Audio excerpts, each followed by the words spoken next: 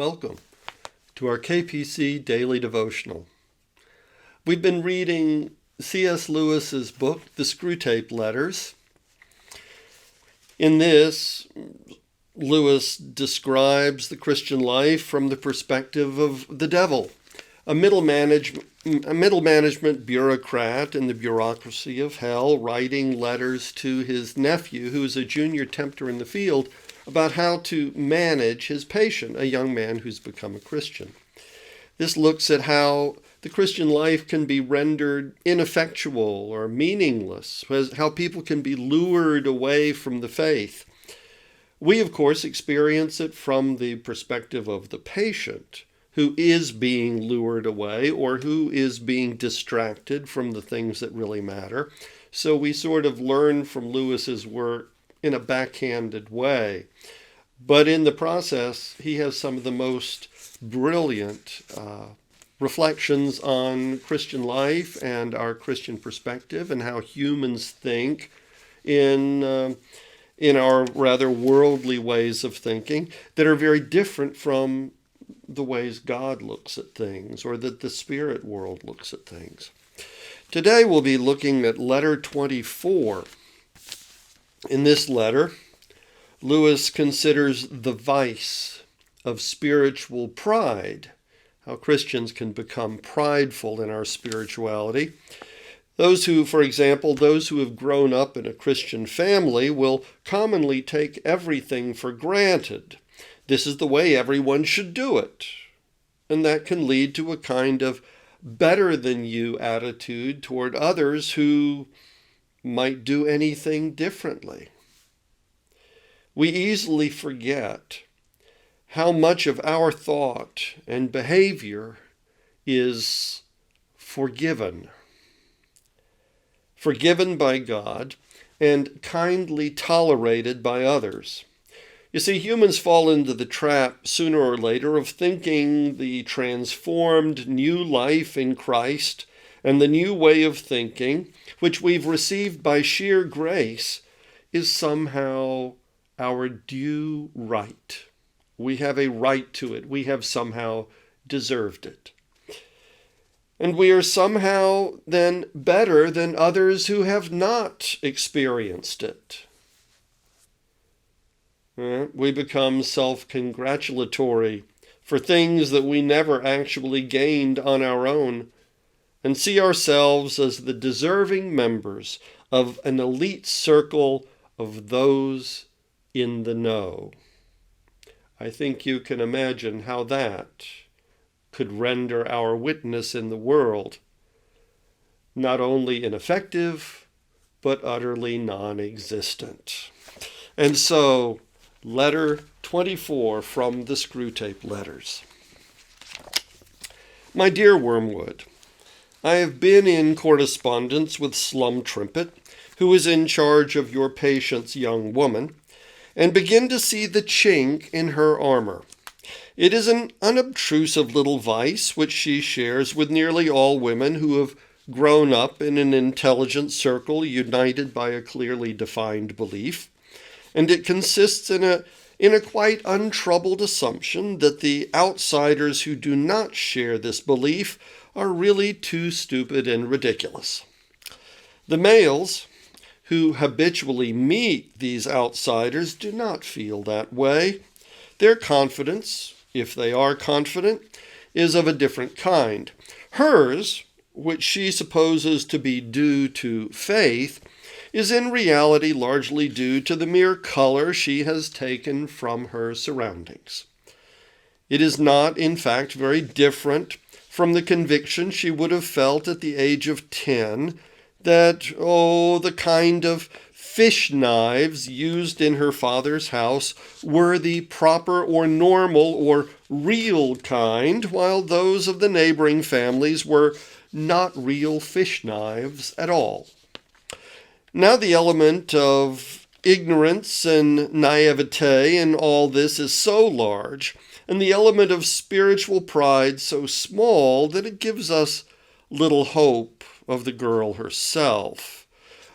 But have you thought how it can be made to influence your own patient?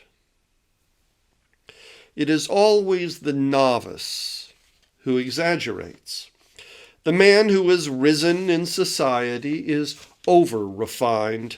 The young scholar is pedantic. In this new circle, your patient is a novice. He is there daily, meeting Christian life of a quality he's never before imagined and seeing it all through an enchanted glass because he is in love. He is anxious. Indeed, the enemy commands him to imitate this quality. Now, can you then get him to imitate this defect in his mistress and to exaggerate it until what was venial in her becomes in him the strongest and most beautiful of all the vices, spiritual pride? The conditions seem ideally favorable. The new circle in which he finds himself is one of which he is tempted to be proud for many reasons other than its Christianity. It is a better educated, more intelligent, more agreeable society than any he has yet encountered. He's also under some degree of illusion as to his own place in it. Under the influence of love, he may still think himself unworthy of the girl, but he is rapidly ceasing to think himself unworthy of the others there. He has no notion how much in him is forgiven because they are charitable and made the best of because he is now one of the family. He does not dream how much of his conversation, how many of his opinions are recognized by them all as mere echoes of their own. Still less does he suspect how much of the delight he takes in these people is due to the erotic enchantment which the girl for him spreads over all her surroundings. He thinks that he likes their talk and way of life because of some congruity between their spiritual state and his, when in fact they're so far beyond him that if he were not in love, he would be merely puzzled and repelled by much which he now accepts. He's like a dog which should imagine that it understood firearms, because its hunting instinct and love for its master enabled it to enjoy a day's shooting. Here is your chance.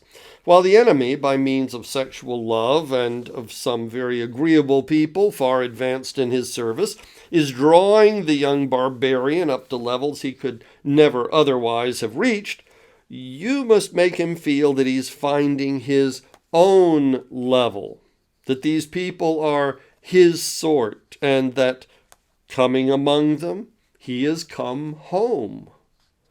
When he turns from them to other society, he will find it dull, partly because almost any society within his reach is, in fact, much less entertaining, but still more because he will miss the enchantment of the young woman.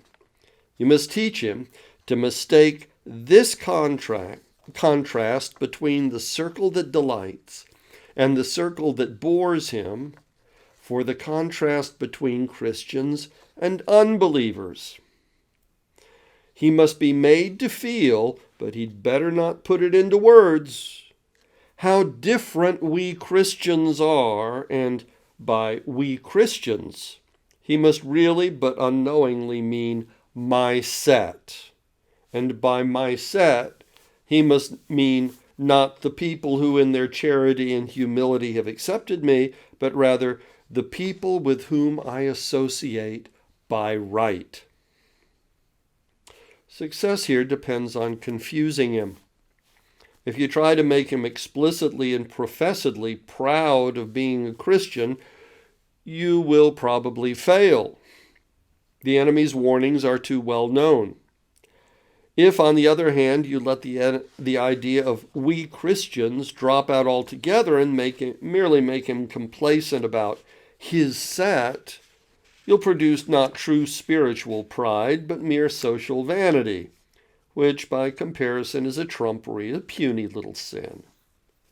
What you want is to keep a sly self-congratulation mixing with all of his thoughts, and never allow him to raise the question, what precisely am I congratulating myself about? The idea of belonging to an inner ring, of being in a secret, is very sweet to him.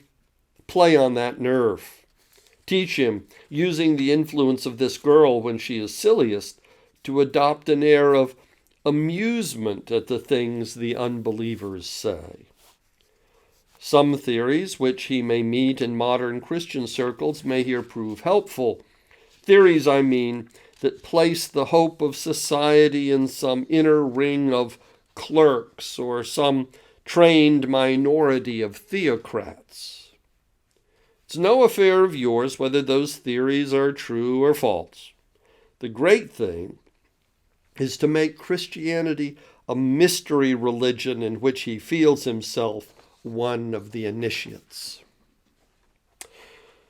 Pray do not fill your letters with rubbish about this European war. Its final issue is no doubt important, but that's a matter for the High Command. I am not in the least interested in knowing how many people in England have been killed by bombs. In what state of mind they died, I can learn from the office at this end. That they were going to die sometime, I knew already. Please keep your mind on your work. Your affectionate uncle, Screwtape. I wish you a very good day. Goodbye.